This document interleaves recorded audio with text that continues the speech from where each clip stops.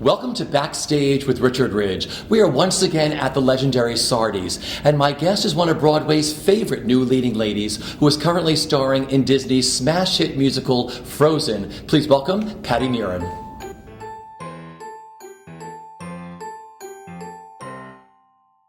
Hi there, how are you? Hi, I'm better now. Welcome to Sardi's. Thank you very much. Thanks for having me. Well, you are literally right next door at the St. James Theater, starring on Broadway in Frozen. Yes, I am. How does it feel? Great. Now that, it's a lot of hard work. Yeah. And so now that everything is sort of settled down after opening and after, the Tonys and all the craziness and rehearsals that come along with that, now we're in a show that's running. Yeah. Which I haven't been in for a very long time. So it feels really good to be like, okay, now I can kind of sit back and let a lot of it soak in, a lot of the excitement of it, and take your bow every night and you're like, this is still happening.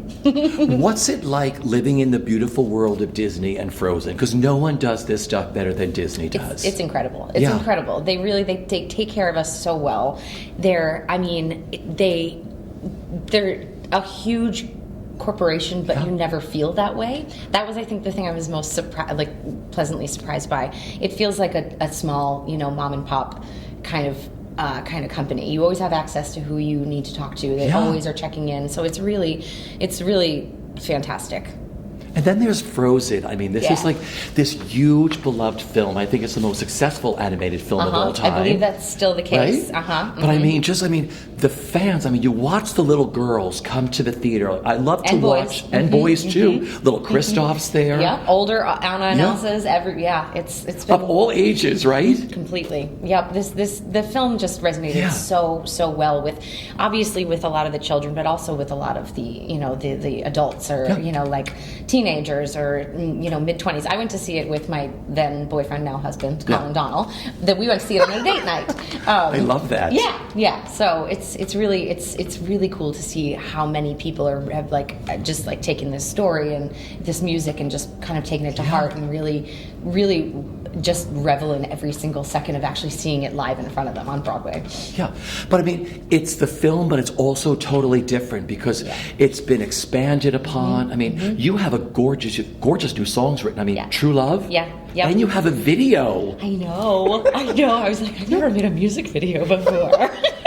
How cool was that? We remember when those all came out. It was Fridays, right? It was Frozen Fridays? Frozen Fridays, yeah. It was great because it was amazing. We shot it at Gotham Hall, and they had been there in the morning to do Monster for Casey, and then they turned the entire place around and set it up for True Love. So it's the same place, but it looks like it's that crew is just, and the design of it all was just so phenomenal. And it was just really, really lovely, to get to do something like that to kind of have for the rest of your life, because I don't know when that's going to ever happen again.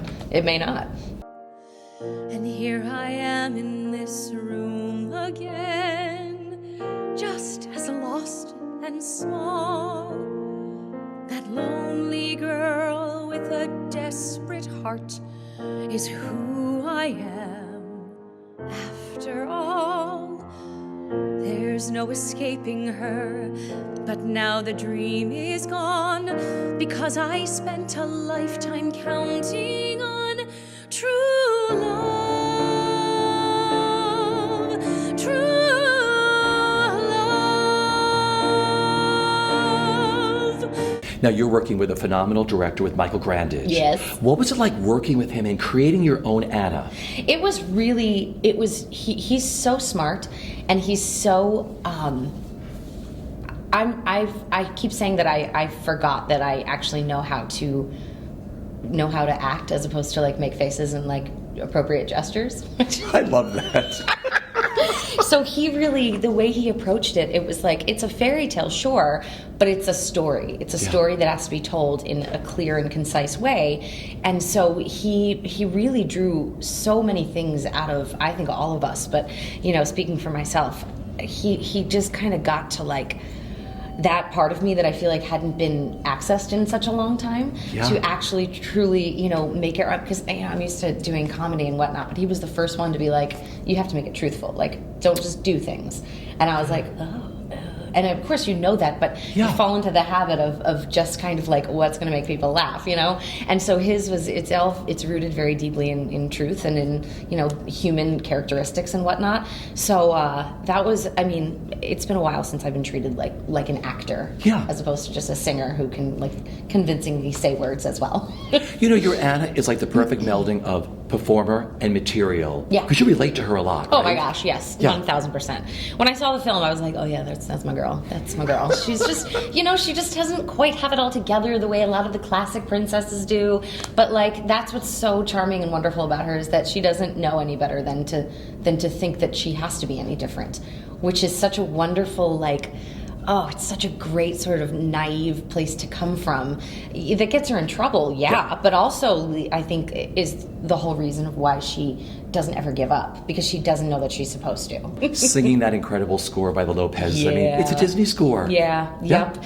But like the thing is that once you like really break it down, like I know people have been singing, you know, some of these songs like Love is an Open Door and Let It Go for years now.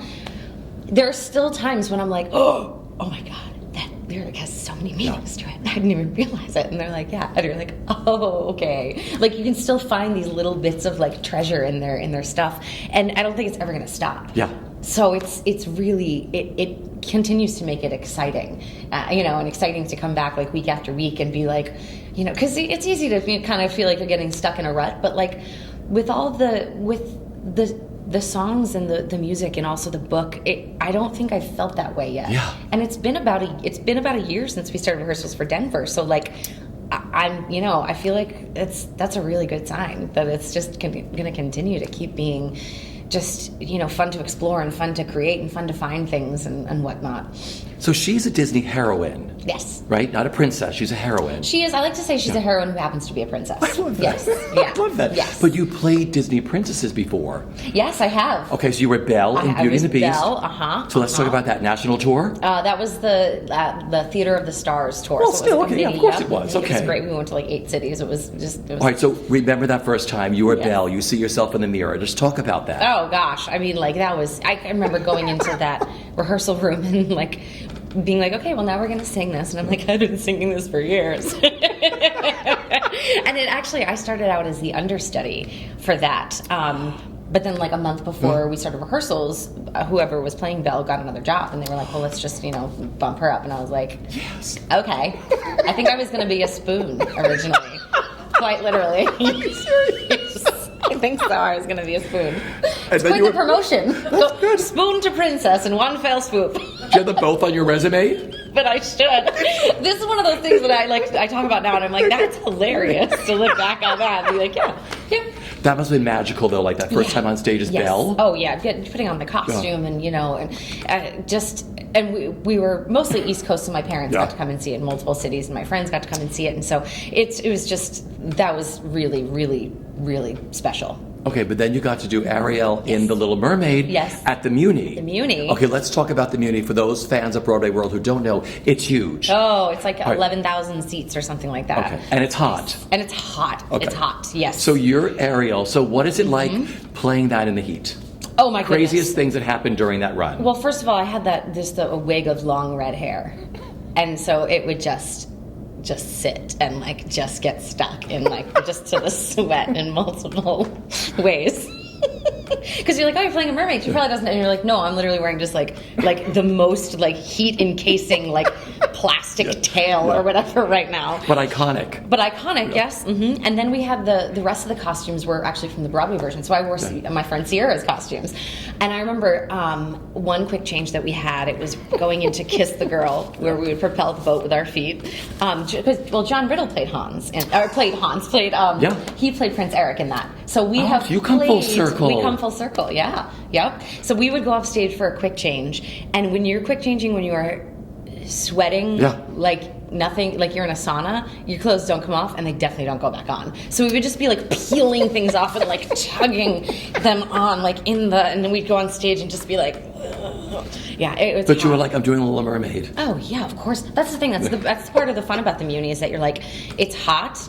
and it's like it's kind of nonstop. It's go go go. You rehearse, put it on, then you're done. But like that's part of the wonderful part of it, because it's hot, but you're like, I survived the battle. And it always seemed like whatever show I was doing, whatever, I did it for 3 summers. It was always during the heat wave. But like Little Mermaid, I think there was one night where I think the heat index was like 108 or something like that. So like, or 100 and I don't know. It was bad enough that I think they had to hold the show for like 20 until it went down, because it was like illegal to have you working outside in that temperature. But like, you just they should have given you a pool that you could have set like an aerial this pool, is a Little right? Mermaid. Why don't we have some water here? Okay, I want to talk about some of the stuff in your career. You have this incredible career. So just tell me what comes to mind, a memory or a story.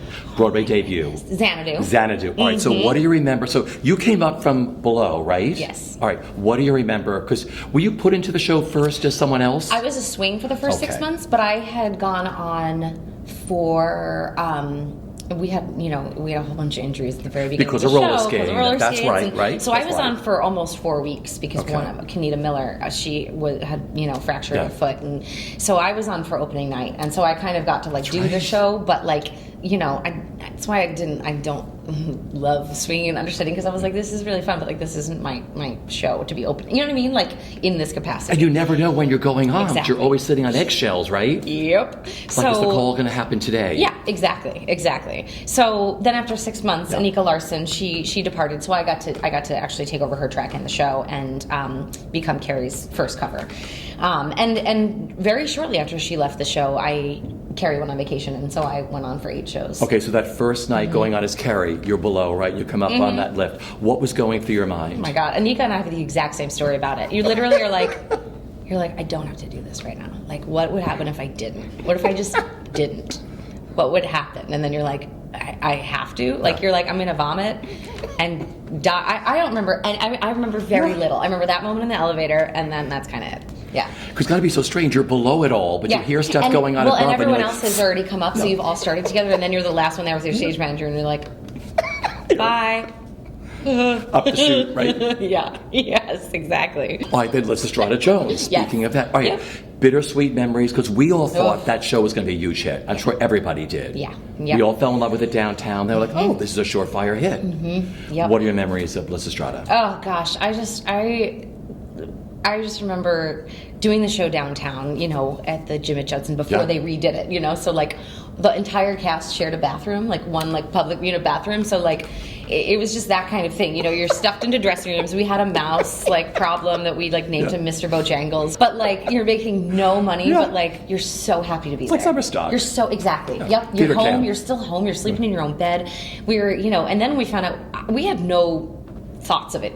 Going to Broadway while we were downtown, and then all of a sudden it was like, oh my goodness, okay, so that was just terribly exciting. And then we started and we got the great reviews, and then it was like, nobody's buying tickets to our play, which is apparently necessary to keep the show open on Broadway. What a great cast you had. You all bonded. Yes. Oh yeah. All of it. We still, when someone has a birthday or is opening a show, we still have a group text that we send out, and just to check back in. But basketball too. I mean, were you good at that beforehand? No. Okay. Love this. We will be the salvation. I take it. We will make a transformation. Oh yeah. Into fire we are held. We're gonna change the world. We will take the ways and go now. Oh yeah. Only when we get wild. We're gonna change the world. Okay. Glinda in the worldwide phenomenon known as Wicked. Yes. All right, first time in that bubble. What do you remember? Well, it's the entrance of Glinda is so crazy.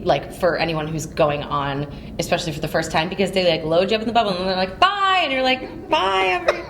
Now I'm just alone up here with my thoughts 30 feet in the air. Hope this goes well. Before the show starts. Yeah. You're preloaded into the bubble. That's what Kristen told me. She says, they load you up, the house is there, but there's nothing else happening. Yep. You're up there, goodbye now. You're literally on the fly floor. You're just like... A half hour.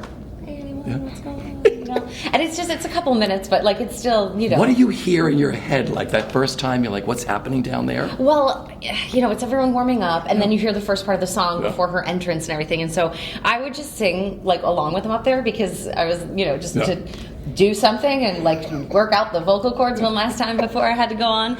But that was amazing. I mean, really, it's one of the best entrances, I think that exists in theater in general.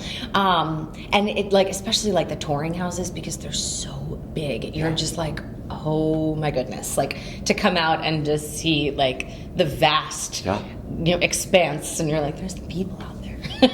So that was, that's pretty spectacular. You are married to one of my all-time favorite people, Colin Mine too. Donald, of course you. How did you two meet? We met at a friend's birthday party years ago, I think almost 13 years ago now. Okay. And we lived close to each other. We did not start dating or anything right away. I think I was dating somebody else at that point. Then I was on Broadway with Xanadu while he was doing Jersey Boys. I did not remember this until after we started dating, and my mom was like, oh, he's the one that got us house seats for Jersey Boys. We met him afterwards. He was so cute. And I remember that story because she was like, I mean, this was years later. Yeah. She was like, oh, because of course I Googled him. Yeah. Isn't that, didn't he get us? And I was like, yeah. And then I remembered that day all of a sudden, I was like, my mom was like, oh, he's cute. And I was like, oh, Mom, that's Colin. Yeah. I wasn't ready. Well, you also played pathologist, is it Nina Shore? Mm-hmm. Yep. On your husband's television show. Yep, Chicago Med, yep. which he's going back to. He is, for season 4. So we should tell our audience your husband is in town right now doing... Songs for a New World at Encore's City Center. Encore's Off Center. Yes, yep. their off-Broadway series. Yep. Yeah, he's doing that. They actually have their invited dress tonight, and they open, That's great. It's great. I'm so excited. I can't wait for people to hear him sing again. All right, so you worked with him on the television show. Yeah, it was great because we worked in the same place, but we were in barely any scenes together. We never talked to each other. I had a storyline with a totally different doctor. So in some of the group scenes, we were there together. But you're like, hi. Yeah, but it was nice because we weren't like around each other 24/7. Yeah. But we'd come home and be like, oh, blah blah blah from work, and you know exactly who they're talking about, and exactly it was just a really nice like way to work together without having to be in each other's faces constantly. What I think is truly amazing is you have shed a major light on mental illness and anxiety, which millions of people live with every single day. Yep. What made you want to do that, and how freeing was it for you? It's something I haven't been necessarily quiet about because I've had a blog for a while. I don't really write on it much anymore, blog. but it was thank you. It was a lot of that was the first time that I sat down and wrote things, and I was like, oh no, I might actually be able to write things, and I have to keep writing things. So I had put stuff out there, but none of it was so just generally broad. It was very freeing. Yeah. But I feel like it's been so good for me too, because it also reminds me of how many people are out there dealing with the same thing that you just don't assume or don't know about, or I mean, within a week of posting about an anxiety attack on Instagram, 3 of my family members were like, we've dealt with this too, or like your other family member has dealt with this, and it's like, it's so crazy, that we've all just been families are going through this, thinking they're alone, and they have a cousin or an aunt or someone who's also dealing with it as well. So it's been really great, and I feel like with doing that and now doing some of the other things that I've been writing or working on, is like now I sort of know where my life's mission is. Sure. I know that sounds really that sounds no, very it dramatic, doesn't. but it's like, oh, okay, I found what I'm going to be working on for the rest of my life and the rest of my career, past all of this. Mm-hmm. Your fans and other celebrities have been so supportive. Yep, insanely so. I've gotten it's been overwhelmingly positive. Yeah. All of that, I get a lot of letters at the theater, not from people, they don't even want an answer back, they just want to tell their story, and so it's pretty cool, and I hope that I can really kind of keep doing things that make a difference, whether it's writing a book or or just establishing some sort of organization or something, just to carry it out throughout the rest of my career wherever I am. Let's talk about your dressing room. Your dressing room is your home away from home. Heck yeah. So what are those go-to things you have to have in your dressing room? Like, I have to have this, I have to have that. Diet Coke. So that's your go-to? Diet Coke. Okay. Usually, let's see, I mean, always the sugar-free Ricolas. That's the thing. I've been in my pocket. I'm obsessed with those. Oh, because I eat so many of them. Yeah. I can't eat the regular ones because I'll crash and burn after one. Absolutely. I can eat 30 of these. Yep. Okay. I mean, always, I have a great comfy couch in there. I have a blanket. I need comfy clothes. I have like 3 different like pairs of sweatpants or like t-shirts or whatever, just like very soft t-shirts, slippers, and a book. I always need a book. Yep. And that's snacks. Snacks are important to me. I have something I call intermission snack. Okay. Which I have during every show. Because there was one show where I was walking over to stage right to get before Act 2, and I was like, oh, weirdly, I feel kind of lightheaded right now. And so I told them, I was like, I think I need to put something in my stomach before I get this next, act over. And they got me goldfish. And so since then, I was like, well, intermission snack. So even if I'm not hungry, I still make sure that I'm eating. And it varies. Sometimes it's like just some popcorn. Sometimes it's like a piece of pizza. It's waiting in the wings. Sometimes it's a chicken parm sub. Before Act 2, right? Take the corset off and all bets are off, If you could sum up the best part of the experience of being a part of Frozen, what is it for you? Oh, my goodness. That's a hard one just because it's such a huge, there's so many things that have been so great about this. I would say finding another theater family that we got to know each other in such a different, more thorough way, because when we started rehearsals for Denver, we knew we would be together for 2 years. So it's not, you really get to know these people, and you really get to know who they are and their interests, and obviously people are better friends with other people, but I really feel like between the cast and our stage managers and our crew and just the doorman at the theater, everyone who works at Disney theatricals, is it feels like a huge, awesome family. Yeah. I've never worked on something this big before with this many people involved, and so it feels like when I do leave this, I'm always going to have somewhere to come back to. Yeah. I love that. Yeah. The fans are so important because many people will be coming to Broadway for the very first time because it's Disney. Mm-hmm. It's a brand they know. Yep. They're going to have the time of their life. It's Frozen. Yep.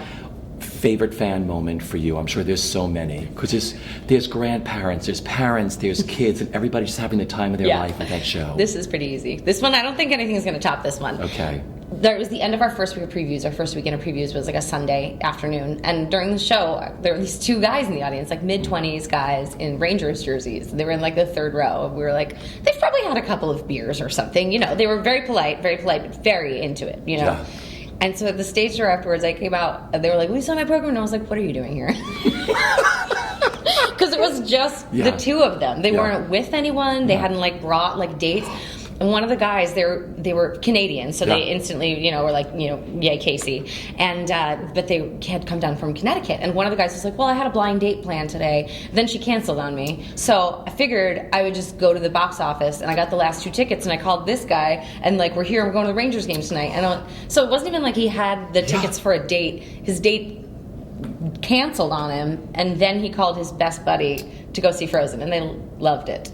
We signed their jerseys, we signed their programs. It was that's the ultimate story of this is for everyone. See how it changes everybody. Yeah. They had a blast. Yeah. My final question is, what is the best bit of advice? Because you're such a happy person. Mm-hmm. What's the best bit of advice that you've been given, either personally or professionally, that you live by? Ooh, oh my goodness. I don't remember exactly where I heard this, but it's one that I dole out a lot now. I think it's the sooner that you remember that life and this business and any business, as soon as you accept the fact that it's not fair, the better off you're going to be.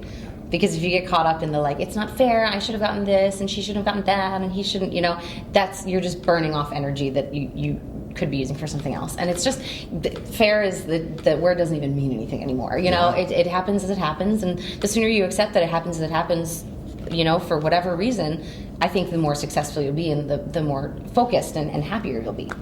Well, I've wanted to do this for the longest time. I have watched your career start from the very first day you came to New York. I am so thrilled for your success, your marriage, and everything else. Thank you. And you're starring in Frozen. Thanks. It's not terrible.